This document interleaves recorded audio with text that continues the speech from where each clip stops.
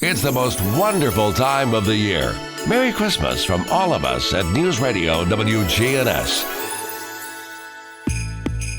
Rutherford Issues with Bryan Barrett on FM 101.9 and AM 1450 Murfreesboro, FM 100.5 Smyrna. Listen and watch at WGNSradio.com.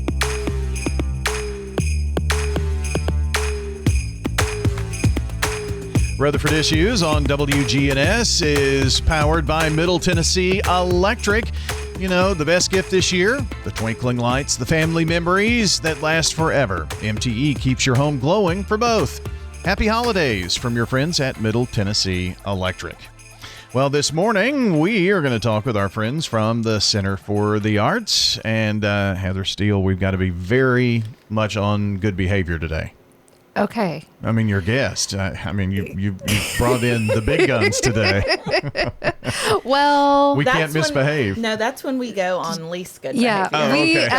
Regina and I tend to cut up a little bit. We do. So. We have a real good time. Understand, yeah. That actually was the text about me coming. Like, we're going to have a real good time today. We'll have more fun when Regina's here. Okay. But yeah, I brought Regina Ward, our executive fun. director. Yes. I try to be. Well, it is good to have you here. It's always fun when you get to come by. We catch up on some things that just seemingly never change. That's exactly right. That's exactly right. Maybe but 26 is the year for all of that. Man, you know? I sure hope so. So 2026 is going to be really exciting for us. I know you've heard us talk a little bit about our 30th season. Yeah. You know, that is such a big deal for our community as a whole. You know, we had these amazing community leaders and volunteers who said, we need an arts and cultural space. And to be able to still provide that space in our community is beautiful and wonderful. We're so grateful, really, for the long-term vision that they had in that.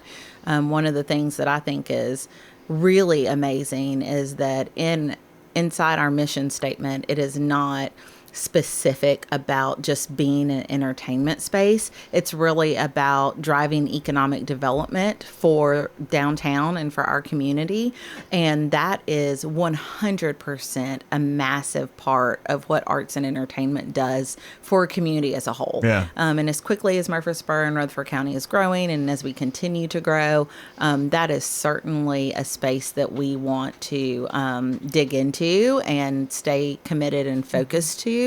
And so I just think that was some really great vision that they laid down for us. And now we get to kind of continue that process as we celebrate 30 years. And we laugh because if you're ever in the building and you're reading and you're like, Regina can't count, it says this building opened in 1995. It did. In December of 1995 is when the building opened, but they did not host their first performance until 1996 in January. Okay. Which was the production of Our Town, which is how we will also open our 2026 season, is with that production as well. It's a little bit of homage and being able to pay our respects and also to really celebrate those pioneers for us in the community that had the vision, and also to celebrate what we hope is to come. And Heather's directing that show. I am.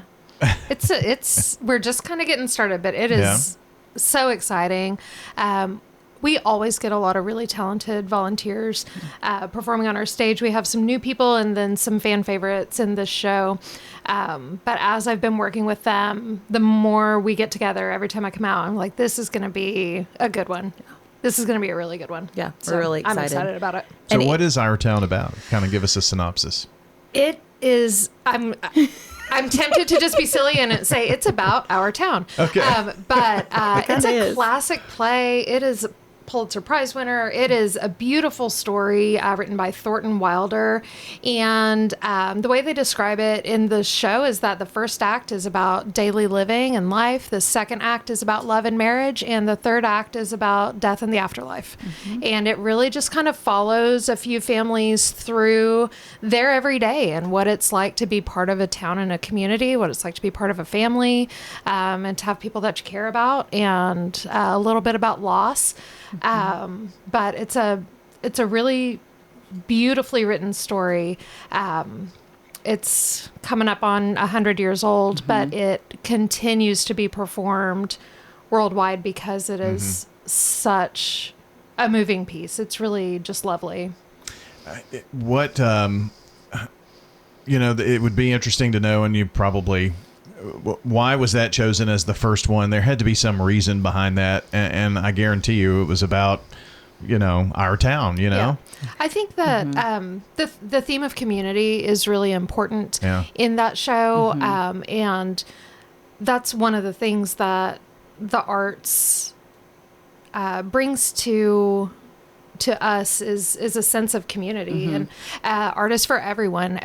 Any person can enjoy visual art or theater or music or whatever it may be, and so I think that we find some common ground when we're talking about the arts. And so when looking at what shows do we want to produce, we want things to be entertaining, sure, and we want them to be good, but we're also telling stories and kind of building a place for something bigger. And our town does a really good job of that. Regina, this past weekend, I was in Chattanooga.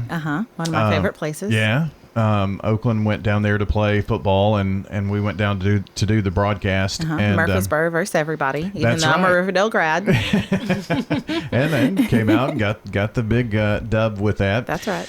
But many times a theme on this program with our city and county leaders is Rutherford County is going to eclipse Chattanooga. 100%.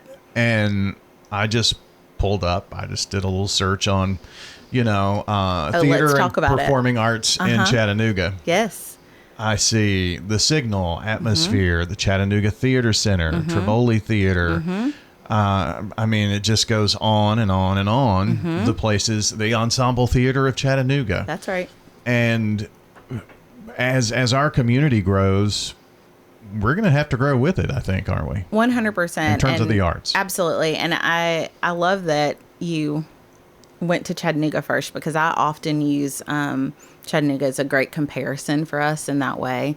One of the things that I think is important for the community to hear and understand is that almost every community is made up of different types of arts groups and troupes. So you have organizations like us that sometimes focus mainly on community theater. So those are volunteers that are performance actors and production team leaders. And then you also have equity theaters where you have performers that are paid, and you kind of have a series of shows that are coming through, musical acts, that sort of thing. And then you have some troupes like we have here, like Bravo Borough, and it allows the community to have a vast experience and ways to plug in. And even that's really how we got started as we sit here and talk about our town. Murfreesboro Little Theater, they were the performers of our town in leading that, because we weren't really a community theater yet. And so it was this idea that they had all these troupes. And so I say that as you read the list of what Chattanooga has to offer, there's certainly a broad range of that. What the biggest difference is that we see is that two of those theaters mainly have high performing equity programs and touring productions that come in as entertainment for their community. And what that gives them is an opportunity to not only have their locals have really neat and fun productions to go to, but it also allows for people to come in. And so when you start talking about tourism, and as we love to say at the Rutherford County Chamber, beds and heads and beds, that is helpful to our community as it grows. And so we certainly want to be a part of that. One of the things that is a struggle for us is that our theater only seats 112 people, 126 on a real good day. And that's difficult because that means in order to catch up to other communities like a Chattanooga that have 200, 300, 600, 2,000 seats. For us to be able to provide that same thing, it's difficult.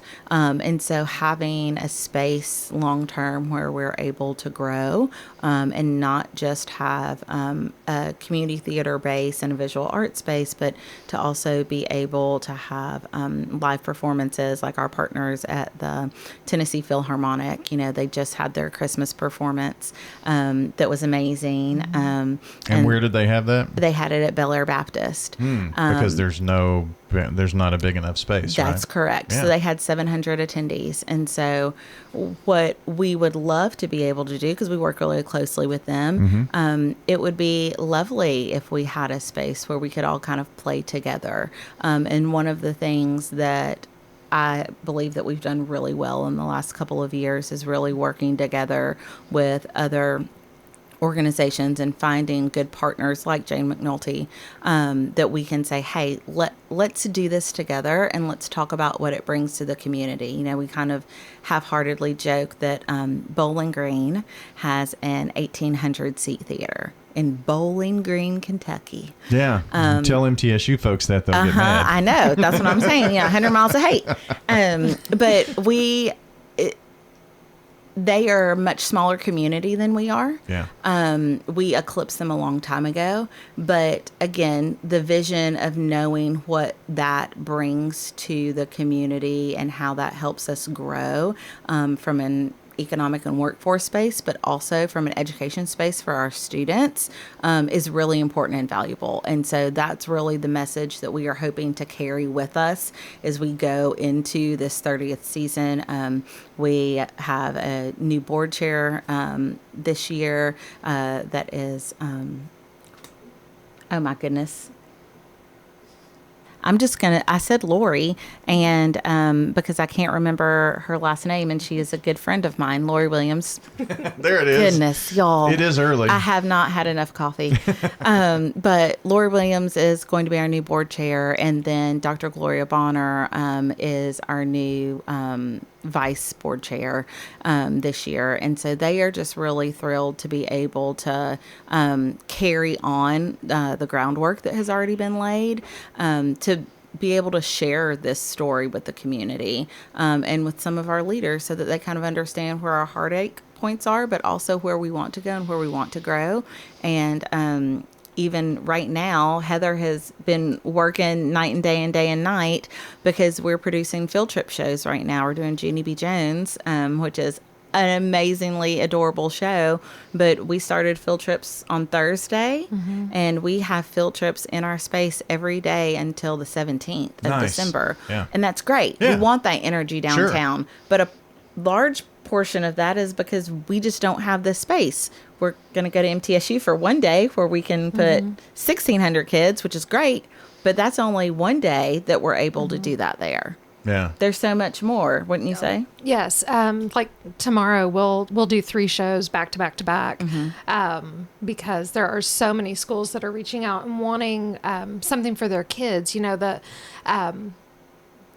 Some of the ones in the north end of Rutherford County might be able to get up into Nashville in a school day, but anywhere past about Smyrna, that's a bit of a long drive. And by the time you've seen a show and trying to get back to our area, by the time school is out and buses need to be back, is just a challenge for them. So they're not getting to see shows until we started doing this program. So something I ask every group of students that comes in is whether or not anyone has never seen a play. And there are always students in our audience who have never seen a play before. Sure. And that's one of the things that brings me the most joy is that we're providing that for them. We're providing them their opportunity to see a play for the very first time. And I asked that Friday, because I guess today's Monday. Yeah. I asked that Friday, and the kids were able to say, yes, we did see a play. We saw one last year, and it was Seussical with you guys. And so I had an audience of kids who had seen a play, and it was because they were coming back to us for a second time. And it's, we start young. We start building a love for the arts with these kids when they're in kindergarten and first grade. Right. And that's continuing up through the oldest kids we have coming through are in middle school. And it's just a great experience for all of them. Well, and I kind of think about, it's great, and there's a need to have a larger space and that to just take care of Rutherford County. But what about Woodbury? What about Correct. Bedford County? That's right. Coffee County. That's right. Those places. I mean, I have people that live in Franklin County, and they come to Rutherford County once a month to do some shopping, different things. So I mean, That's exactly right. we've kind of become the destination for those southern tier counties, and not necessarily Nashville, because they can get a lot of the things. That's exactly right. But And this is one that would be a great benefit. a great benefit. And, we have wonderful partners at the Art Center of Cannon County. They are great friends. Their theater is larger than ours. They have 232 seats. But it is, Heather books students all the time, especially from Shelbyville. We have lots of students that their teachers are like, we don't have that opportunity. And that is something that we should be able to provide. When we talk about the rural counties around us, but also just the communities around us that need access, that's a space that we want to be able to exist. And not just for students, but for adults. Like, entertainment and art allows us in some ways to escape our daily life and to have a little bit of fun and to learn and be empathetic with people and laugh. And that's something that everyone should have access to. And so we certainly believe that when we sit in the center of that, not only is it good for students and education and our business owners when you're bringing in people to eat dinner and have after show cocktails and shop, but it also just gives us a fuller life to live. And that is really a commitment that the arts has had for a really long time. And we certainly want to continue to be a part of that and be able to provide more of that as the community grows in a way that is fitting and tells the story well of Murfreesboro. We are a beautiful town, and we have a lot of people here who are incredibly talented. We want to show it off. Yeah. Joining us today, Regina Ward, Heather Steele with the Center for the Arts, boroarts.org. We've got a minute or so left here. What are some of the things going on at the center, the next little bit here that we need to know about? So this weekend, you need to get tickets to come out and see The Lightning Thief, the Percy Jackson musical. That is a family show. We have 4 shows this weekend, Friday, 2 on Saturday, 1 on Sunday. And boroarts.org is your spot for tickets for that. And then next weekend after that, on December 19th and 20th, we have a new event that we are really excited about. That's Carols and Cocktails. It is a fun night for adults. We're going to have some singing and some dancing and some cocktails and mocktails, and just have a good old time right before Christmas. So boroarts.org for all your ticket needs. And get those season tickets for the 30th season, right? Yes, absolutely. Yes, we have had a good response to that so far, but there are still tickets available to be had. There sure are. We perform a lot of shows because we have a small space. We try and just get out there as often as we possibly can to make sure we're meeting the needs of our community. So there are seats for you. Come get them. Yes, absolutely. Indeed. Well, we hope everybody at the Center for the Arts has a wonderful Christmas, Happy New Year, and we're going to look forward to celebrating 2026 as the 30th for the Center for the Arts. Thank you so much. Thank you, Brian. See you next year. We'll see you next year. All right, that's going to do it for our show today. If you want to check out the podcast, listen back. We'll have it at WGNSradio.com here in just a second.